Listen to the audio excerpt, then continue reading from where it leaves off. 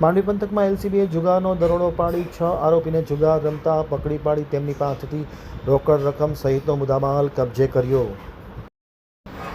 હવે જોઈએ માંડવી આમતક ન્યૂઝ બ્યુરોનો એક વિસ્તૃત અહેવાલ. માંડવી પોલીસ સ્ટેશન વિસ્તારમાંથી એલસીબીએ જુગારનો ગણનાપાત્ર કેસ શોધી કાઢ્યો હતો.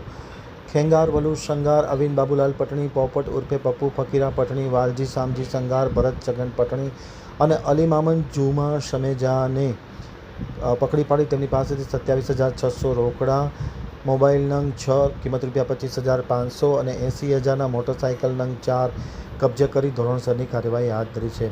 ખાસ કરીને એલસીબીના police inspector AM Makwana, police sub inspector સિણોલની સીધી સૂચનાથી સ્ટાફના ASI દેવજી મહેશ્વરી, સુરજભાઈ વેગડા, મૂળરાજ ગઢવી, લીલાભાઈ દેસા અને રાજેશ ગઢવી વગેરેએ આ દરોડો પાડ્યો હતો. ખાસ કરીને બિદડા ગામથી માતાના મંદિરવાળા રસ્તે ખેંગાર મમુ સંગારની વાડીમાં જુગાર ચાલતો હતો, જે ચોક્કસ બાતમીના આધારે એલસીબીએ દરોડો પાડ્યો હતો.